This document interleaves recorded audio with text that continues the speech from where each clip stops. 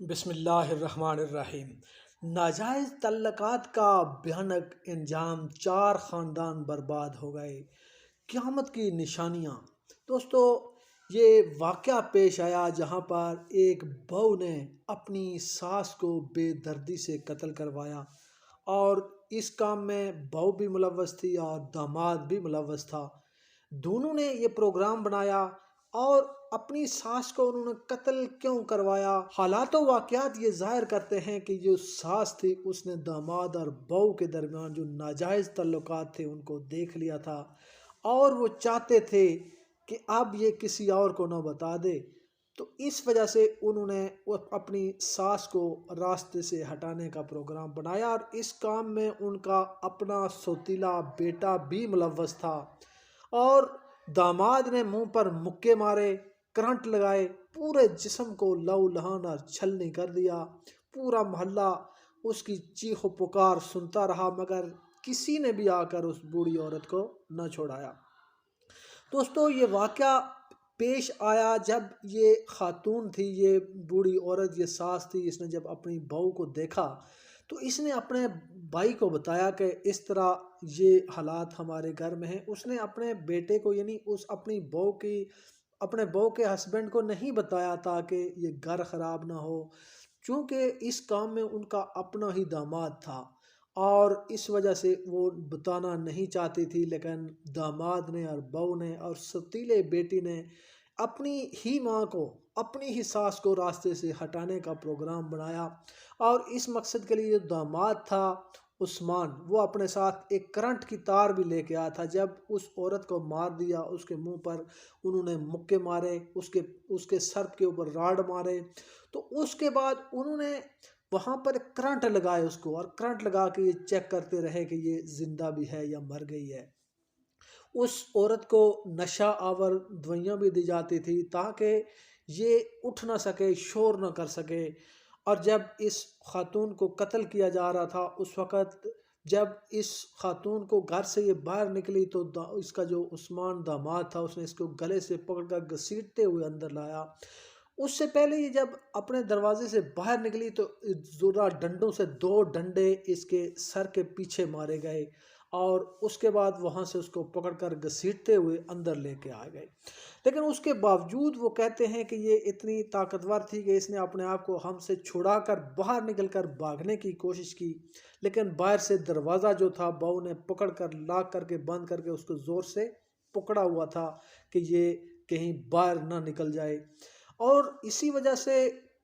اس کے سر سے جو خون نکل رہا تھا، وہ خون کے چھینٹے پورے گھر کے اندر بکھر گئے۔ اس دروازے کے ساتھ چھینٹے ہیں، دیواروں کے ساتھ چھینٹے ہیں، اس چھت کے اوپر آپ دیکھیں جب اس کو ساتھ ہی پتھر پڑے ہوئے تھے وہ اٹھا اٹھا کر اس کو مار رہے تھے، اور چھینٹے اس کے چھت کے اوپر، پنکھوں کے اوپر لگ رہے تھے، اور انتہائی بے دردی سے اس کو قتل کیا گیا۔ اس کے منہ کے اوپر مکے مارے گئے، اور پھر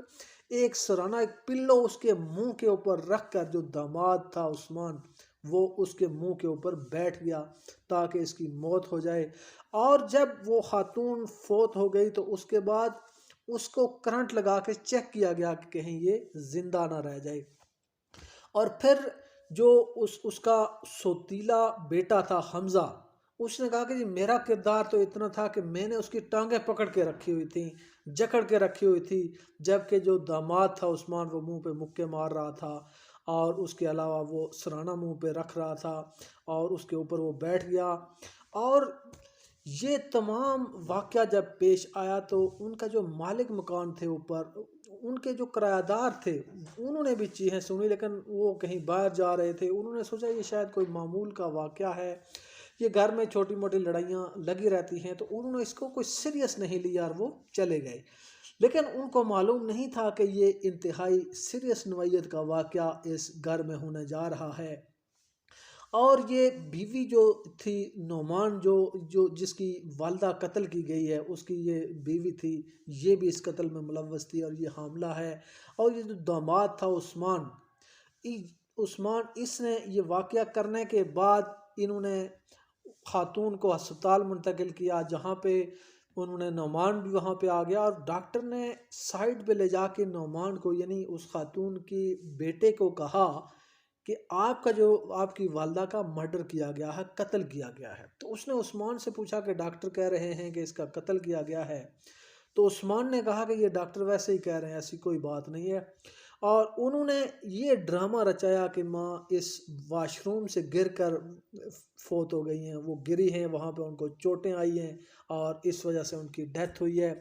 اور اس واقعے کو پھر مہینہ گزر گیا، یعنی انہوں نے کسی پہ شک بھی نہ کیا، جنازے کو دفنا دیا کہ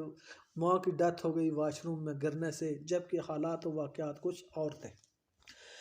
بعد میں جب نعمان کو اس بات کا پتہ چلتا ہے، اسے جب شک ہوا، تو اس نے پھر اس کے بعد وہ پولیس کے پاس جاتا ہے، تو پولیس نے کہا کہ ہم پوسٹ مارٹم کے بغیر کچھ نہیں کر سکتے۔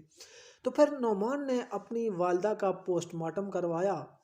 تو جس سے یہ ثابت ہوا کہ واقعی ان کا قتل کیا گیا ہے۔ اس کے بعد پھر انہوں نے ان مجرموں کو گرد گھیرا، تنگ کیا، اور عثمان اس کو جب پکڑا اس کے گھر سے، تو اس نے اس بات کی تصدیق کر دی کہ ہاں میں نے ہی قتل کیا ہے۔ اور جو اس کی بیوی، جو کہ مقتولہ کی بیٹی تھی، اس کی پاؤں تلے سے زمین نکل گئی کہ میرے ہی ہسبینڈ نے میری والدہ کو قتل کر دیا ہے۔ اور اس کے بعد جو نعمان کی بیوی تھی، جو بہو تھی اس خاتون کی، وہ بھی گھر سے مفرور، اس کا بھی اس قتل میں بہت بڑا کردار تھا، لیکن چونکہ وہ حاملہ ہے تو ابھی تک جو پولیس ہے وہ اس سے اس وجہ سے تفتیش نہیں کر رہی ہے، چونکہ وہ حاملہ ہے تو وہ چاہتی ہے کہ یہ حمل ہو جائے، تو اس کے بعد ہم اس تفتیش کا آغاز کریں۔ نعمان نے انصاف کی اپیل کی ہے، اور اس نے کہا ہے کہ میری ماں کو بے دردی سے قتل کیا گیا ہے، پورے محلے، پورے علاقے نے اس کی چیخیں سنی، اس کے خون کے چھینٹے پورے گھر کے اندر موجود ہیں، تو مجھے انصاف چاہیے۔ دوستو، یہ ایک قیامت کی نشانیاں ہیں۔ اللہ تعالیٰ سے دعا ہے کہ اللہ تعالیٰ ہمیں ہر قسم کی اللہ پاک برے وقت سے بچائے اور ہمیں سیدھے راستے پر چلنے کی توفیق عطا فرمائے۔